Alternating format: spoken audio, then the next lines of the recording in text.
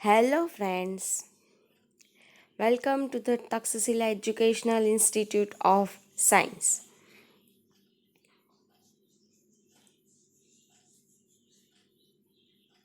Friends, congratulations to all of you. You are now studying in BSc SEM 3.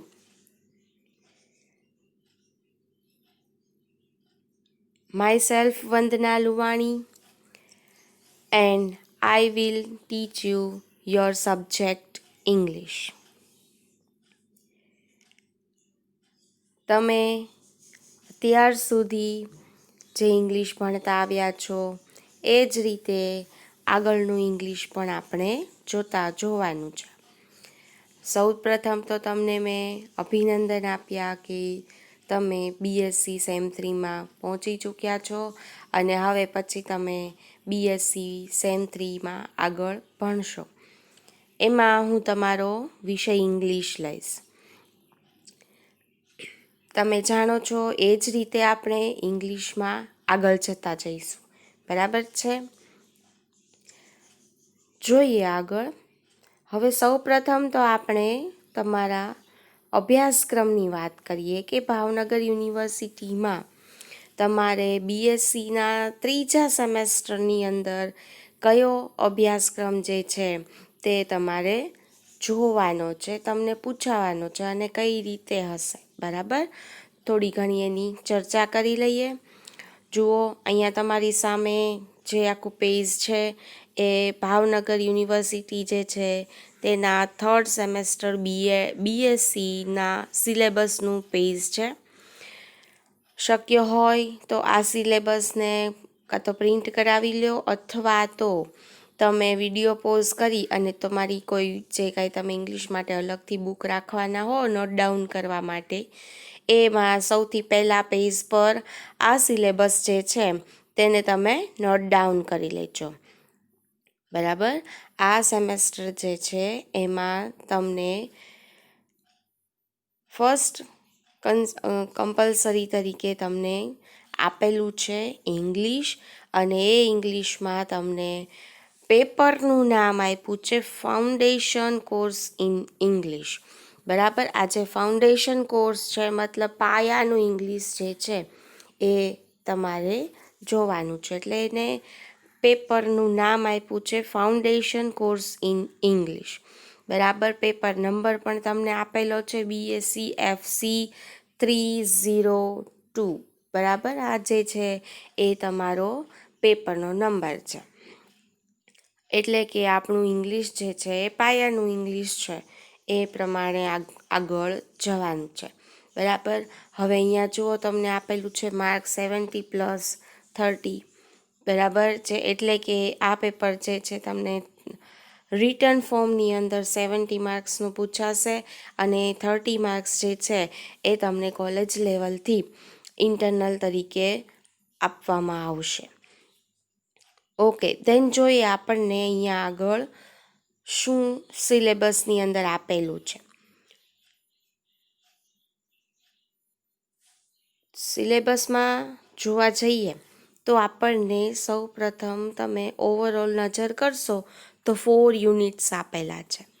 4 યુનિટ્સની અંદર 2 કે 3 points આપેલા છે અને દરેક યુનિટ વાઇઝ તમને અહીંયા આગળ માર્ક પણ ફાળવેલા છે. આ માર્ક્સ જે છે એટલા માર્ક્સનું તમને એ યુનિટમાંથી પૂછાશે. યુનિટ નંબર 1 શું છે જોઈએ. એમાં ફર્સ્ટ પોઈન્ટ આપ્યો છે ધ રોડ નોટ ટેકન. એના રાઇટર છે રોબર્ટ ફ્રોસ્ટ. બરાબર? આ જે છે ધ રોડ નોટ ટેકન એ રાઇટર રોબર્ટ ફ્રોસ્ટ દ્વારા આપણને આપવામાં આવેલી એક કૃતિ છે. સેકન્ડ પોઈન્ટ આપેલો છે the Fehling of the banyan tree. આ એક પોયમ છે જેના પોએટ છે તમને દિલીપ ચિત્રે આપેલા છે. દિલીપ ચિત્રે જે છે એ ઇન્ડિયન પોએટ છે અને એમણે ઇંગ્લિશ લિટરેચરની અંદર ઘણું બધું પ્રદાન કરેલું છે. તો અહીંયા આગળ આ સેકન્ડ પોઈન્ટ તરીકે તમને એક પોયમ આપી છે. થર્ડ પોઈન્ટ આપ્યો છે નો મેન આર ફોરેન. આ નો મેન આર ફોરેન જે છે એ પણ એક પોયમ છે. એના પોએટ છે જેમ્સ કિર્કપ, ઇંગ્લેન્ડના પોએટ છે, અને એમણે પણ પોતાની રીતે ખૂબ સરસ એવું પ્રદાન ઇંગ્લિશ લિટરેચરમાં આપેલું છે. આ પ્રદાન જોવા જઈએ તો મોટા ભાગે તેમણે દેશભક્તિના અથવા તો આખા વિશ્વની અંદર શાંતિ જળવાઈ રહે એવા માટેના ઘણા બધા પ્રયત્નો કર્યા છે પોતાના લખાણો દ્વારા. એટલે આ જે લખાણો છે એમાં દેશભક્તિ અને વિશ્વ બંધુત્વની ભાવના જે છે એ દેખાઈ આવે છે. અહીંયા પણ આપણને થર્ડ પોઈન્ટ જે આપ્યો છે નો મેન આર ફોરેન, આ પોયમ જે છે એ પોયમ પણ આપણને વિશ્વ બંધુત્વની ભાવનાનો સંદેશ આપે છે. તો આ જે છે 3 કૃતિઓ આપણે ભણવાની છે યુનિટ નંબર 1ની અંદર, અને આ 3 કૃતિઓમાંથી આપણને 18 માર્ક્સનું પૂછાશે. 18 માર્ક્સ અલગ અલગ રીતે પૂછાશે, બરાબર. એમાં નાના પોઈન્ટ્સ માટે ક્વેશ્ચન આન્સર પણ હોઈ શકે, મોટા પોઈન્ટ્સના ક્વેશ્ચન આન્સર વધારે માર્ક્સના પણ હોઈ શકે. આગળ જઈએ યુનિટ નંબર 2. એમાં પણ આપણને 3 પોઈન્ટ્સ આપેલા છે.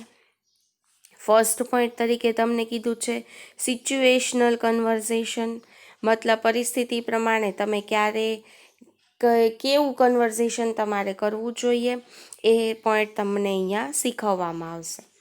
સેકન્ડ પોઈન્ટ તમને આપેલો છે ટેલિફોન એટિક્વેટ એન્ડ વર્ક એટિક્વેટ. મિત્રો, તમે ફર્સ્ટ અને સેકન્ડ સેમેસ્ટરમાં પણ એટિક્વેટ ભણતા આવ્યા છો. જેમ સેકન્ડ સેમેસ્ટરમાં તમે જોયું તો પર્સનલ એટિકેટ અને ફૂડ એટિક્વેટ, મતલબ તમારું પોતાનું જે છે એ વર્તન કેવું હોવું જોઈએ અમુક કાર્ય કરતી વખતે, એમાં તમારું પર્સનલ આપ્યું હતું, અને ફૂડ આપ્યું હતું, મતલબ જમતી વખતે તમારે કેવી બાબતોનું ધ્યાન રાખવું જોઈએ. એ રીતે અહીંયા થર્ડ સેમેસ્ટરની અંદર આપણને યુનિટ 2માં સેકન્ડ પોઈન્ટ આપ્યો છે ટેલિફોન એટિક્વેટ અને વર્ક એટિક્વેટ. એટલે કે ટેલિફોન પર આપણે જ્યારે વાતચીત કરીએ ત્યારે કઈ બાબતો ખાસ ધ્યાનમાં રાખવી જોઈએ, આપણે કોની સાથે વાત કરીએ છીએ, કેવી રીતે વાત કરીએ છીએ, ખાસ આપણા ધ્યાનમાં રાખવું જોઈએ.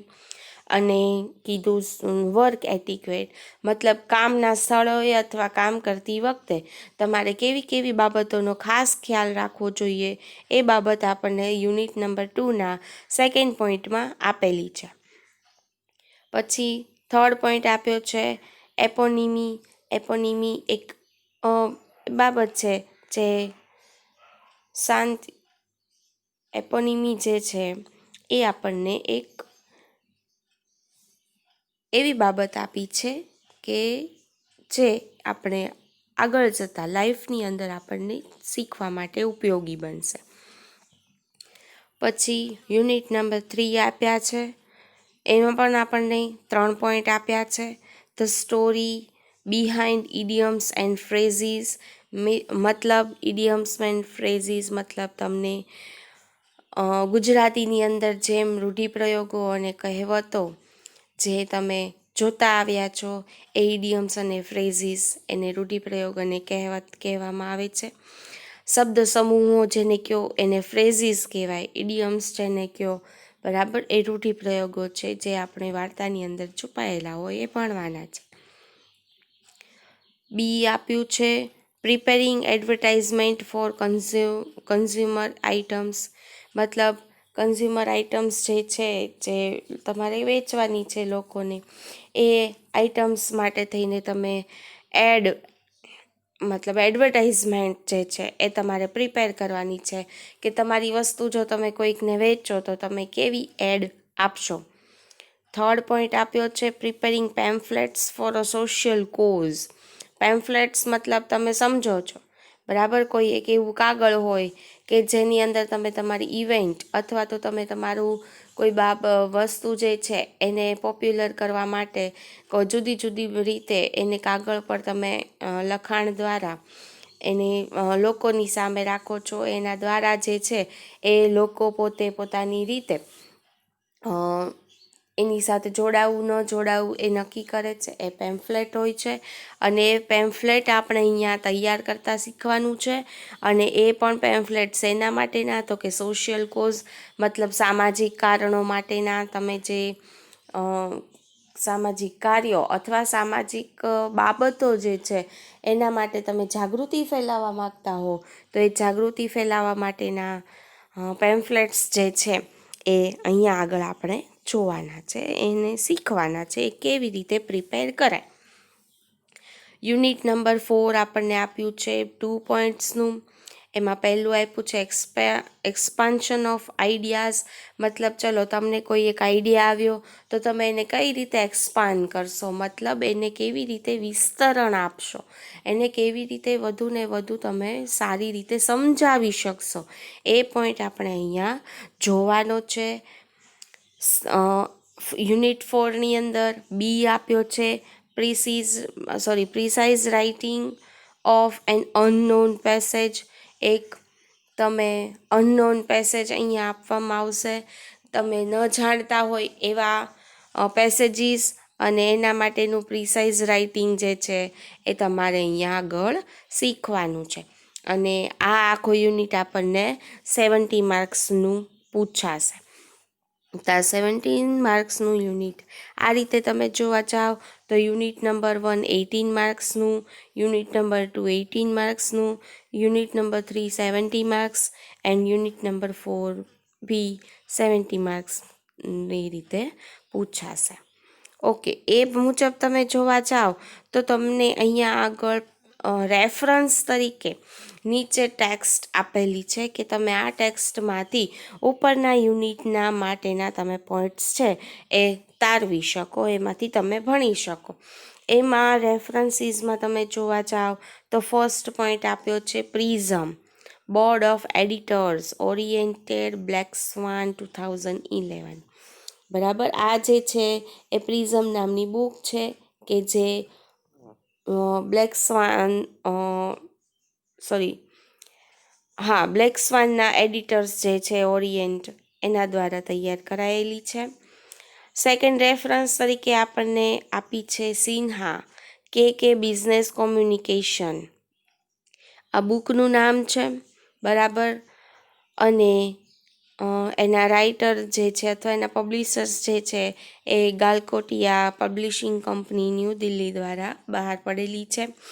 આ જે છે એ આપણને આ એટિક્વેટ શીખવામાં ખાસ મદદ કરશે. સાથે સાથે આપણને એડવર્ટાઇઝમેન્ટ કેવી રીતે પ્રિપેર કરવી એના માટેનું એ આ બુકમાંથી મળી રહેશે. થર્ડ આપણને રેફરન્સ તરીકે આપ્યું છે એડવાન્સ ઇંગ્લિશ ગ્રામર. બરાબર, આ એડવાન્સ ઇંગ્લિશ ગ્રામર જે છે એમાંથી આપણે ઇડિયમ્સ અને ફ્રેઝીસ જે છે એ ખાસ કરીને શીખવાના છે. તો આ ગ્રામર જે છે એમાંથી આપણે ઇડિયમ્સ ને ફ્રેઝીસ જોઈશું. એના રાઇટર આપણને આપેલા છે માર્ટિન હ્યુઇંગ, એ કેમ્બ્રિજ યુનિવર્સિટીમાંથી પ્રેસ થયેલી છે 1999માં. ફોર્થ રેફરન્સ તરીકે આપ્યું છે ગ્રીન ડેવિડ. આ એક બુકનું નામ હશે અને એમાં જે છે contemporary English grammar structure and composition, એટલે કે આ ગ્રામરની અંદર આપણને કમ્પોઝિશન આપવામાં આવેલા છે, એટલે કે એમાંથી તમે એક્સપાન્શન ઓફ આઈડિયાઝ શીખી શકશો, સિચ્યુએશનલ કન્વર્ઝેશન શીખી શકશો, પ્રિસાઇઝ રાઇટિંગ પણ આની અંદરથી શીખી શકાશે. અને આ બુક જે છે એક મેકમિલન દ્વારા તૈયાર કરેલી છે. ફિફ્થ બુક આપી છે રેફરન્સ તરીકે અમેઝિંગ ઇંગ્લિશ, અનીશ ગુરજીયા આઇઝેક્સ પબ્લિકેશન.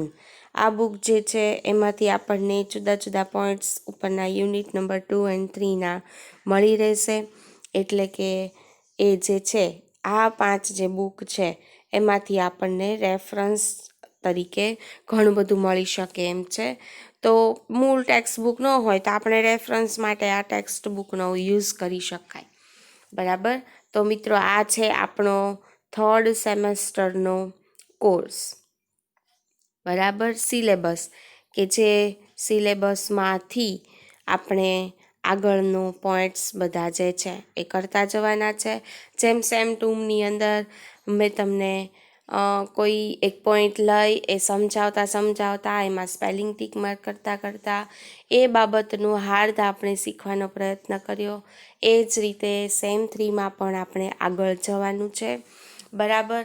હવે આ જે તમને સિલેબસ તમારી સામે રાખ્યો છે એ સિલેબસમાંથી આપણે યુનિટ નંબર 1 છે એ આગળ લેવા જઈ રહ્યા છીએ. પણ એ યુનિટ નંબર 1માં સૌ પ્રથમ આપણે જે પોઈન્ટ કરવાનો છે એ પોઈન્ટ છે 3rd પોઈન્ટ, સી. નો મેન આર ફોરેન. જેમ્સ કિર્કપ એના પોએટ છે.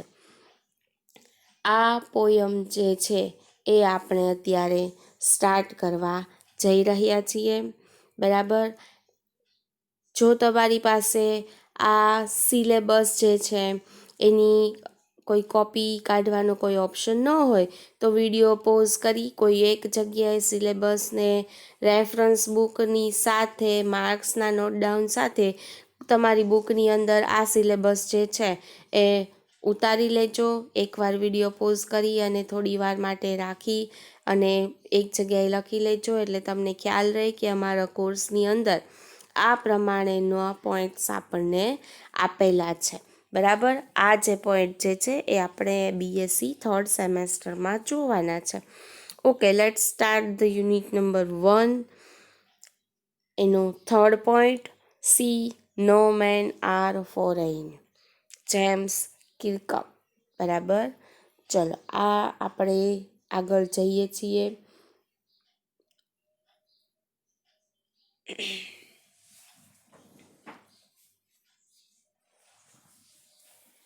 જો તમારી સામે પોયમ આવી ગઈ છે.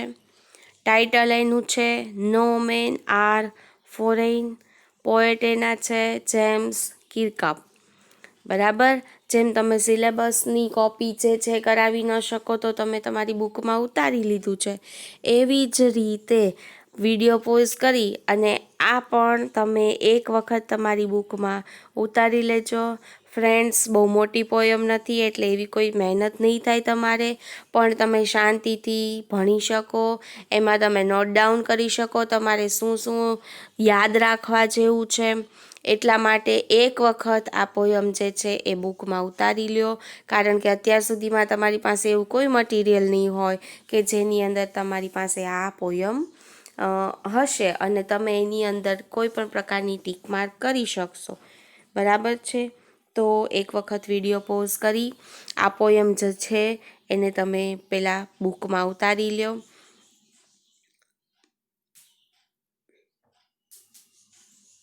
ઓકે. નો મેન આર ફોરેન. ટાઇટલ જોઈને જ તમને એમ થશે. બરાબર. નો મેન, કોઈ જ માણસ એવો નથી. આર ફોરેન, કે જે વિદેશી છે. ફોરેન મતલબ વિદેશી. બરાબર. આખી પોયમ પહેલાં આપણે જેમ દર વખતે કરીએ છીએ એમ એકવાર શાંતિથી રીડ કરી જઈએ, જેથી કરીને વર્ડ્સના પ્રોનાઉન્સિએશન તમને વ્યવસ્થિત રીતે સમજાઈ જાય. એટલે જ્યારે એ પછી તમે પોયમ જે છે એ ખોલો ત્યારે તમારે એના પ્રોનાઉન્સિએશન ખાસ યાદ રાખવાના છે. બરાબર. કયો સ્પેલિંગ જે છે એને કઈ રીતે રીડ કરવો, એનો મિનિંગ શું છે એ તમારે સાથે જોતા જવાનું. તો ફર્સ્ટ આપણે પોયમ રીડ કરીએ છીએ. આખી પોયમ એક વખત જોઈ જઈએ. શાંતિથી ધ્યાન રાખતા જજો. અંદર હું જે વર્ડ્સ અહીંયા આગળ પ્રોનાઉન્સ કરતી જાઉં એ વર્ડ્સ પર તમારી નજર ફરતી જવી જોઈએ, એટલે તમને ખ્યાલ રહે કે આ સ્પેલિંગનો પ્રોનાઉન્સિએશન આ રીતે થાય છે. આમ જોવા જાઓ તો આ પોયમ જે છે એમાં સિમ્પલ સ્પેલિંગ્સ છે, પણ એ સ્પેલિંગના મિનિંગ જે છે પોયમ મુજબ અલગથી કરવામાં આવે છે. Okay, let's start the poem. Remember, no men are strange, no countries foreign. Beneath all uniforms, a single body breathes. like ours, the land our brothers walk upon? Is earth like this, in which we all shall lie? They too, aware of sun and air and water, are fed by peaceful harvest, by war's long winter starved. Their hands are ours, and in their lines we read a labor not different from our own. Remember, they have eyes like ours that wake or sleep, and strength that can be won by love. In every land is common life that all can recognize and understand.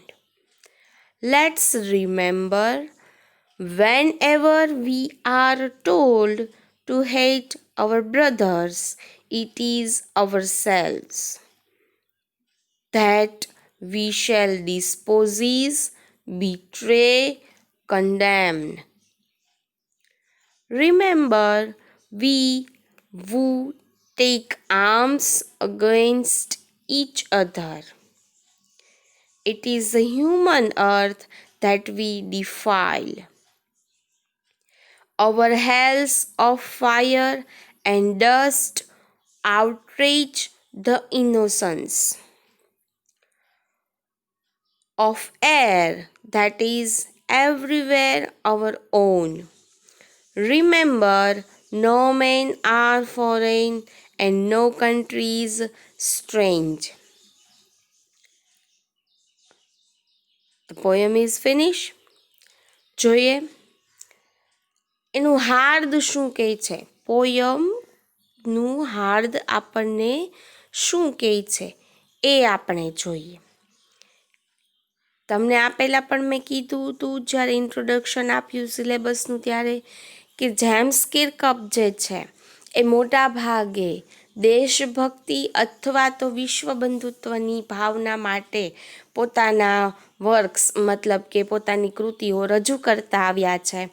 એ મુજબ આ કૃતિ પણ આપણને વિશ્વની એકતા પર ધ્યાન ખેંચતી હોય તેવું લાગે છે. વિશ્વ બંધુત્વની ભાવનાનો અહીંયા આપણને સંદેશ આપવામાં આવ્યો છે કે ભાઈ તમે ધ્યાન રાખો, યાદ રાખો કાયમ કે ભાઈ કોઈ જ માણસ વિદેશી હોતો નથી, કોઈ જ દેશ પારકો હોતો નથી, બધા જ આપણી જેવા જ છે. એમાં કોઈ જગ્યાએ એની જીવન જીવવાની શૈલી ભલે અલગ હોય પણ આપણાથી એ ઘણી રીતે બંધ બેસતી છે, આપણા જેવી જ છે. એટલે આપણે કોઈના પ્રત્યે દુશ્મનાવટ રાખવી જોઈએ નહીં.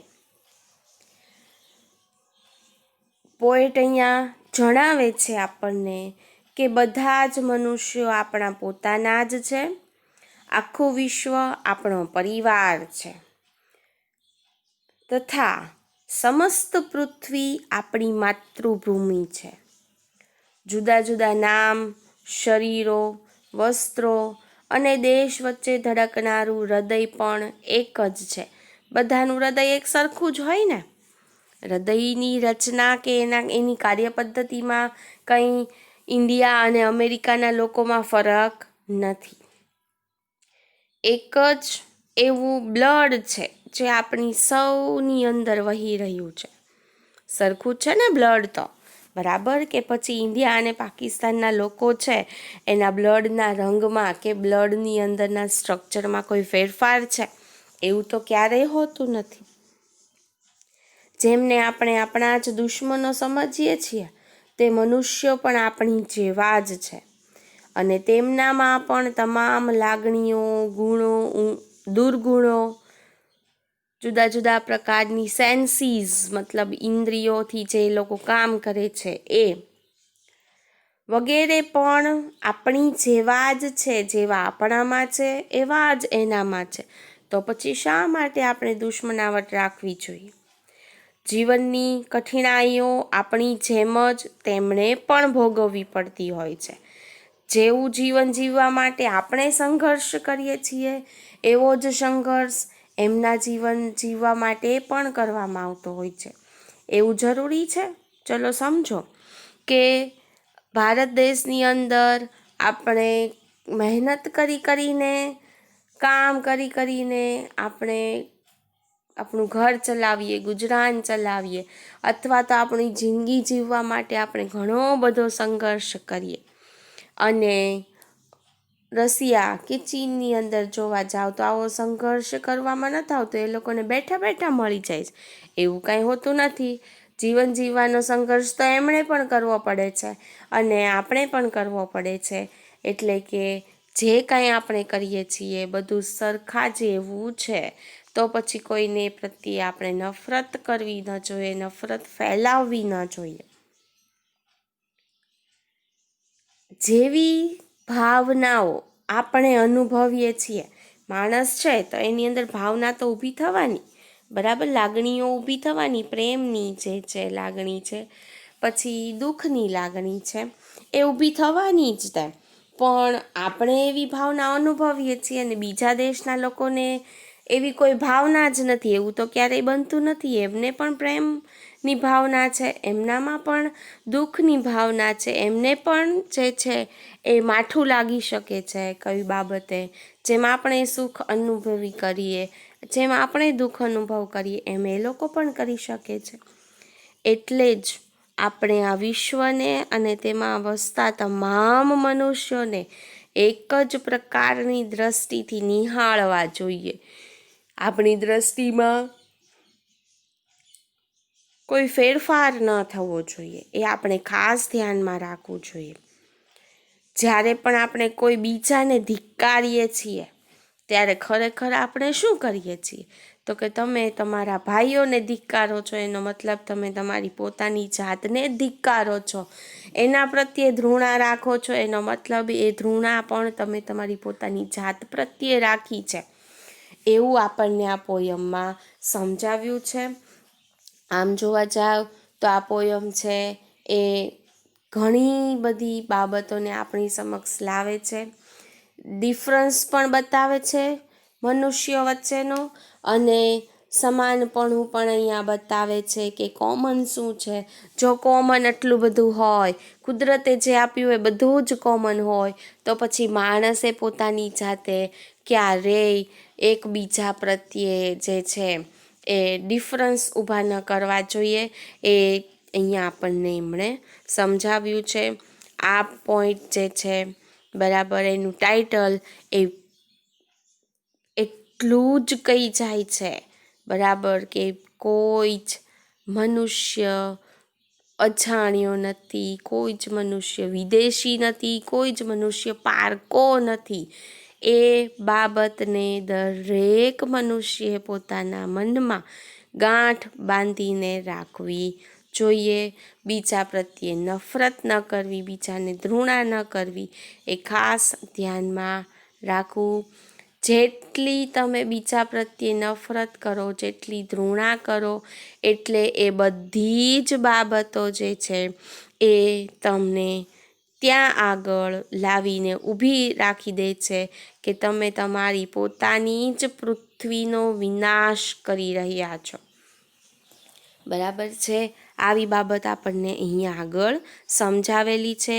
ટાઇટલ હતું નો મેન આર ફોરેન. હવે ફ્રેન્ડ્સ, આપણે અહીંયા આગળથી આ જ પોયમની 4 લાઈન લઈ અને સમજતા જઈશું. અહીંયા 4 લાઈન એકસાથે જોશું. એનું કારણ છે કે આ 4 લાઈન જે છે એ એક સ્ટાન્ઝા બને છે. સ્ટાન્ઝા એટલે તમે સમજો છો કાવ્ય પંક્તિઓ, અને આ સ્ટાન્ઝામાં એક પોઈન્ટ આપણી સમક્ષ એમને અલગ અલગ રીતે રાખ્યો છે. એટલે 4 લાઇન્સ જે છે એ સમજતા જઈશું. બરાબર છે. હવે આ સમજવા માટે તમારે તમારી પાસે રિટન ફોર્મની અંદર પોયમ હોવી જોઈએ, જેની અંદર તમે નોટ ડાઉન કરી શકો સ્પેલિંગ અને બીજી પણ એવી બાબતો કે જે તમે ત્યાં સાઈડમાં લખી શકો, એટલે કે ફરીવાર તમે એ પોયમ વાંચો ત્યારે તમારી સમક્ષ એ બાબત આવે કે તમે આટલું સમજ્યા હતા, આનો મિનિંગ આ છે, બરાબર. કારણ કે અહીંયા એવા ઘણા શબ્દો આવશે કે જે શબ્દો ખરેખર એનું ટ્રાન્સલેટ કરો ગુજરાતીમાં તો કંઈક અલગ મિનિંગ બનતો હોય, પણ પોયમની રીતે તમે જોવા જાઓ તો એનો મિનિંગ અલગ જ હોય. એટલે રિટન ફોર્મમાં પોયમ તમારી પાસે હોવી જોઈએ. એક વખત વિડીયો પોઝ કરી પોયમ શાંતિથી તમારી બુકમાં ઉતારી લો, પછી આપણે 4-4 લાઈન લેતા જઈએ અને સમજતા જઈએ, એનો મિનિંગ સમજતા જઈએ અને સ્પેલિંગ ટીક માર્ક કરતા જઈએ, બરાબર છે. ચાલો, તો પહેલાં તમે તમારી બુકમાં આ પોયમ જે છે એને તમે પહેલાં તમારી બુકમાં ઉતારી લો. Okay, let's start the poem first stanza. પોએટનું નામ યાદ રાખજો, જેમ્સ કિર્કપ. આ પોએટ જે છે એનું નામ તમારે એના આન્સર્સ જ્યારે લખો ત્યારે લખવું પડશે. જો આ છે તમારો ફર્સ્ટ સ્ટાન્ઝા પોયમનો. Let's start. તમારા હાથમાં પેન કે પેન્સિલ રાખજો. જ્યાં આગળ તમે આ પોયમ લખી છે એની અંદર અમુક જગ્યાએ ટીક માર્ક કરવી પડશે, બરાબર, એટલે સાથે જ રાખજો. ચલો ત્યાં સ્ટાર્ટ કરીએ. રિમેમ્બર, નો મેન આર સ્ટ્રેન્જ, નો કન્ટ્રીઝ ફોરેન. રિમેમ્બરનો મતલબ તો તમે સમજો છો, બરાબર, કે યાદ રાખો. અહીંયા રિમેમ્બર જ્યાં આવે ત્યાં હંમેશા એવો શબ્દ તમારે જોડતા જવાનો, કારણ કે આ ભાવનાને પોએટે કાયમ માટે તમને યાદ રાખવા માટે કીધું છે. હંમેશા યાદ રાખો, નો મેન આર સ્ટ્રેન્જ, કોઈ જ વ્યક્તિ અજાણ્યો હોતો નથી. કોઈ જ વ્યક્તિ છે એ બીજો નથી, મતલબ તમે જ છો, જેવા એ છે એવા તમે છો, તમારા જ એ ફ્રેન્ડ્સ છે. નોર્મલી આપણે જોવા જઈએ તો સ્ટ્રેન્જનો મતલબ શું થાય? વિચિત્ર. પણ અહીંયા પોયમની અંદર આપણને સ્ટ્રેન્જ એનો મતલબ આપ્યો છે વિદેશી નથી કે અજાણ્યો નથી. તો એ સ્પેલિંગ ટીક કરજો. અહીંયા આગળ સ્ટ્રેન્જનો મતલબ કહી દો છે વિદેશી કે અજાણ્યો. આગળ કીધું નો કન્ટ્રીઝ ફોરેન, કોઈ પણ દેશ વિદેશ નથી. ફોરેન એટલે તમને ખબર છે, બરાબર, ફોરેન મતલબ વિદેશી. કોઈ જ વ્યક્તિ છે એ અજાણ્યો નથી, વિદેશી નથી, કે કોઈ જ દેશ છે એ વિદેશ નથી, પરદેશ નથી, એ આપણો જ છે, એમ હંમેશા આપણે યાદ રાખવું જોઈએ. એટલે આપણે આ ભાવનાને ફક્ત ભણવા પૂરતી કે પછી ફક્ત 1 કે 2 દિવસ પૂરતી નથી યાદ રાખવાની, હંમેશા યાદ રાખવાની છે કે કોઈ જ માણસ છે એ તમારી સમક્ષ આવે એ તમારે અજાણ્યો છે એમ નહીં રાખવું, એ આપણો જ છે, બરાબર, આપણા જ સાથીદારો છે. કોઈ જ દેશ પરદેશ હોતો નથી, એ આપણા જ દેશની જેવો છે, એટલે એના વચ્ચે દુશ્મનાવટ રાખવી નહીં. આગળ જઈએ. Beneath all uniforms, a single body breathes. Beneath, ની અંદર, ની વચ્ચે, બરાબર, ની નીચે, જે તમે મિનિંગ કરો તે. Beneath all uniforms. હવે યુનિફોર્મ એટલે આપણે જાણીએ કે એક સરખા કપડાં હોય, બરાબર. અહીંયા 2 મિનિંગ આપ્યા છે યુનિફોર્મના. એક તો પહેરવેશ અને એક આપણું બોડી, બરાબર. દરેક પ્રકારના પહેરવેશની નીચે એક જ પ્રકારનું શરીર શ્વાસ લે છે. બ્રીથ્સ એટલે શ્વાસ લેવો. બરાબર. દરેક પ્રકારના યુનિફોર્મમાં, બધા જ યુનિફોર્મની અંદર, બધા જ પ્રકારના પહેરવેશની અંદર તમે જોવા જાઓ તો એક સરખું બોડી છે, એક જ સરખું શરીર શ્વાસ લે છે. બરાબર. સિંગલ બોડી મતલબ એક બોડી નહીં. અહીંયા આગળ યાદ રાખવાનું આ મિનિંગ, એક જ સરખું શરીર. બરાબર. યુનિફોર્મનો મતલબ તમે ટીક કરી શકો પહેરવેશ. તો સેકન્ડ લાઈન આપણને કહે છે કે પહેરવેશ ગમે તેવો હોય પણ એની અંદર ધડકતું હૃદય એક સરખું છે.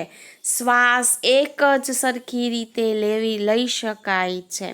બરાબર. હવે સમજો કે ચલો કે આપણા દેશની અંદર આપણે નાકથી શ્વાસ લઈએ છીએ તો બીજા દેશની અંદર શું આંખ કે મોઢાથી શ્વાસ લેવામાં આવે છે? નહીં. બરાબર. આપણે શ્વાસની અંદર ઓક્સિજન લઈએ છીએ તો કાંઈ એ લોકો કાંઈ કાર્બન ડાયોક્સાઇડ લેતા નથી. તો આપણે એ જોવાનું કે ભાઈ ચલો દરેક પ્રકારના પહેરવેશની અંદર જોઈએ તો એક જ સરખું શરીર એક જ સરખી રીતે શ્વાસ લે છે. બરાબર. Next, like hours the land our brothers walk upon. Like hours મતલબ આપણી જેમ જ. બરાબર.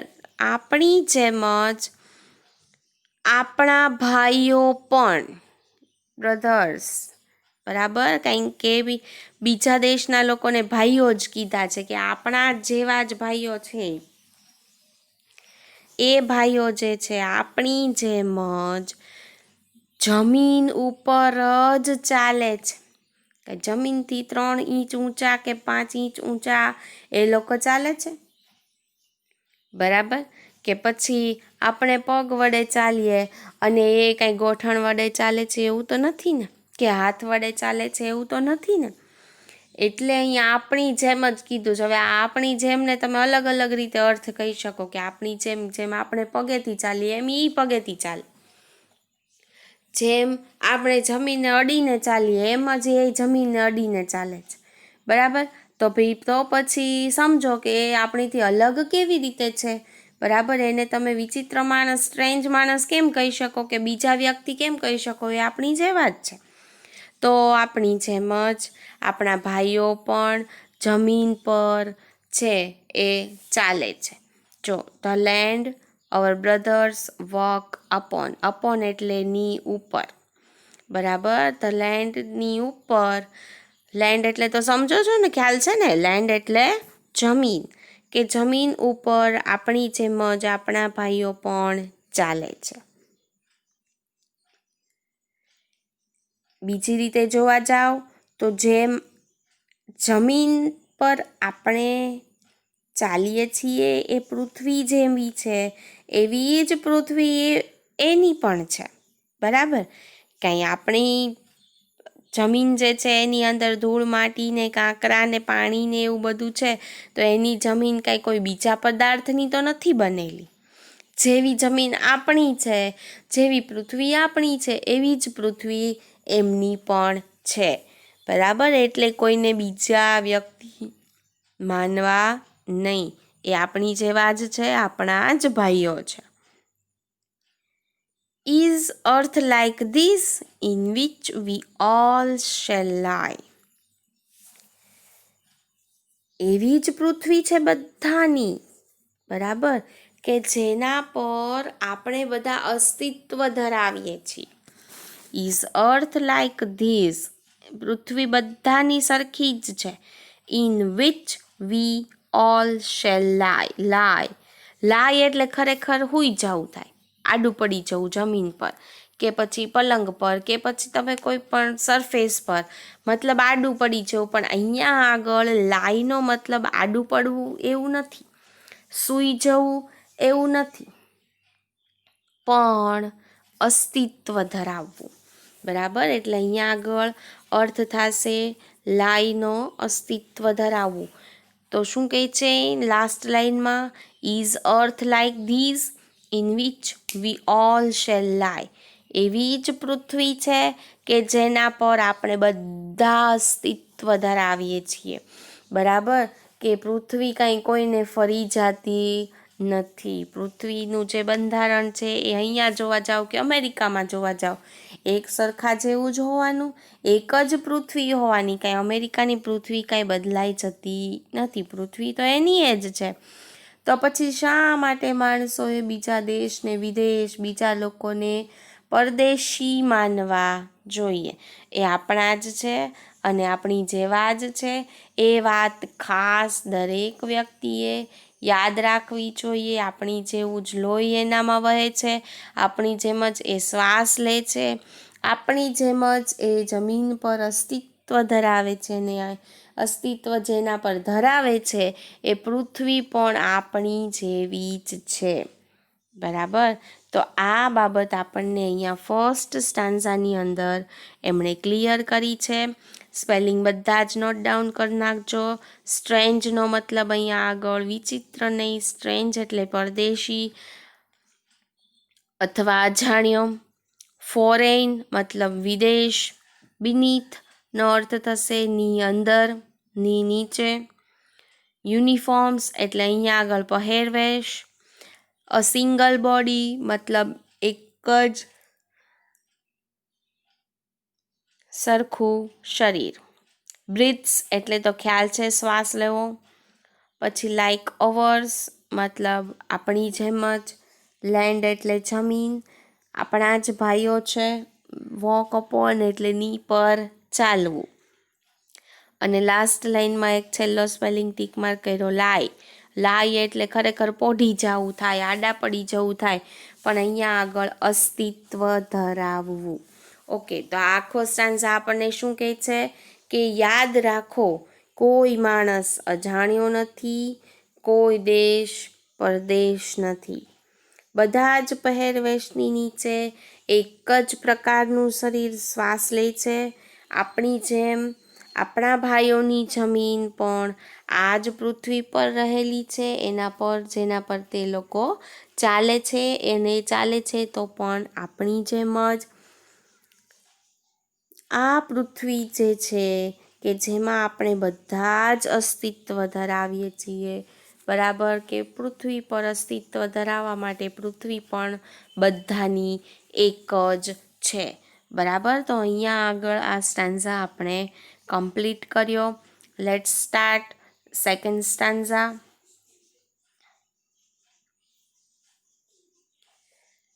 They too, aware of sun and air and water, are fed by peaceful harvests, by war's long winter starved. Their hands are ours and their lines we read, a labor not different from our own. Okay, समझिए. They too, aware of sun and air and water. તે લોકો પણ આપણી જેવો જ સૂર્ય, આપણી જેવી જ હવા, આપણી જેવું જ પાણી છે તેના પર જીવે છે. બરાબર, અવેર. હવે અવેર એટલે શું થાય ખબર છે આપણને? જાગૃત થવું. બરાબર, પણ અહીંયા જાગૃત થવું એવો મિનિંગ લેવાનો નથી. અવેર એટલે જીવવું.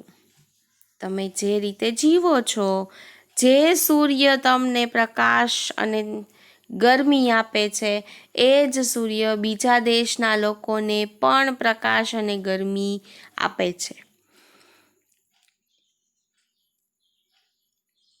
જે હવા તમે શ્વાસમાં લ્યો છો એવી જ હવા એ લોકો પણ શ્વાસમાં લે છે.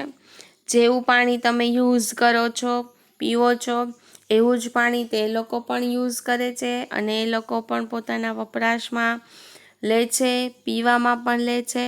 તો આપણી જેમ જ આપણા જ સૂર્ય, આપણી જ હવા અને આપણા જ જેવા પાણી પર એ લોકો પણ જીવે છે. બરાબર. દરેક દેશ વાઇઝ કાંઈ સૂર્ય અલગ હોતો નથી, પાણી અલગ હોતું નથી, કે પછી કોઈ પ્રકારનું હવા પણ જુદી નથી. બધાને એક જ સરખી ભગવાને પ્રાપ્ય કરાવડાવી છે. તો શા માટે આપણે દુશ્મનાવટ લેવી જોઈએ? આગળ જઈએ. Are fed by peaceful harvest. Fed એટલે અહીંયા આગળ સિંચન કરવું. ખરેખર ફેડ એટલે ખવડાવવું થાય, બરાબર, પણ અહીંયા આગળ સિંચન કરવું. પીસફુલ એટલે શાંતિથી. હાર્વેસ્ટ એટલે ફસલ, પાક. બાય વોર્સ લોંગ વિન્ટર સ્ટાર્વડ એટલે ભૂખ્યા હોવ. સ્ટાર્વડ એટલે શું? ભૂખ્યા હોવ. તો અહીંયા આગળ કહે છે કે લાંબા શિયાળાના યુદ્ધ પછી જે લોકો ભૂખ્યા પણ શાંતિથી ફસલનું સિંચન કરે છે, જેમ આપણે કરીએ એમ એ લોકો પણ કરે છે, બરાબર. જેટલી મહેનત આપણે અહીંયા પાક ઉગાવવામાં કરીએ એટલી જ મહેનત ફોરેનમાં પણ થતી હશે પાક ઉગાવવા માટે. ભલે પાક ઉગાવવાની પદ્ધતિઓ બધાની અલગ અલગ હોય, સાધન બધા પોતપોતાની રીતે અલગ યુઝ કરતા હોય, પણ પાક ઉગાવવા માટે મહેનત તો કરવી પડે છે ને. તો અહીંયા એમ જ કહેવામાં આપણને આવે છે કે લાંબો શિયાળો વીત્યો હોય, અહીંયા શિયાળો વીતવાને યુદ્ધ વીત્યું એવું કહે છે કે લાંબા શિયાળા પછી ભૂખ્યા પણ લોકો ઘણીવાર પોતાની ફસલને શાંતિથી સિંચન કરે છે, શાંતિથી ઉગાવે છે, સારી રીતે ઉગાવે છે. એવી જ રીતે આપણે પણ કરીએ છીએ જેમ એ કરે છે. પછી કહે છે their hands are ours and in their lines we read a labour not different from our own. તો અહીંયા આગળ કહે છે કે તેઓના હાથ આપણા જ છે, બરાબર. તેઓના હાથ જેવા છે એવા પણ આપણા છે, એટલે બે હાથ આપણા જ કહેવાય. આપણો કયો કે પછી એનો કયો. અને એની જે હાથની રેખાઓ છે, ધેર લાઇન્સ કીધું ને, આ ધેર લાઇન્સ એટલે એ લોકોના હાથની રેખાઓ છે, એની અંદર આપણે વાંચી શકીએ. વી રીડ, શું વાંચી શકીએ? તો કે a labour not different from our own. Labour એટલે મહેનત. જેટલી તમે મહેનત કરો છો એ મહેનત કાંઈ આપણાથી જુદી નથી એ લોકોની, બરાબર. તો a labour not different from our own, આપણાથી ક્યારેય જુદું એનું મહેનત હોતી નથી, એની મજૂરી હોતી નથી. આપણે અહીંયા જે કરવા માટે યુઝ કરીએ છીએ સાધનો કે પછી ગમે તે તમે કહો તે, બરાબર, એવું જ એ લોકો યુઝ કરે છે. સાધનો ભલે અલગ હોય પણ એને ફસલનું સિંચન કરવા માટે તો મહેનતની જરૂર પડે જ. મહેનત વગર આપણને કાંઈ નથી મળતું, તો એ લોકોને પણ મહેનત વગર કશુંય મળતું નથી. તો આ સ્ટાન્ઝા આપણને શું શીખવાડી ગયો? એટલું જ કે તેઓ પણ આપણી જેમ જ સૂર્ય, પૃથ્વી અને પાણીથી જીવન જીવે છે. લાંબા એવા શિયાળાના યુદ્ધથી ભૂખ્યા એવા તેઓ પણ આપણી જેમ જ શાંતિથી ફસલને સિંચન કરે છે.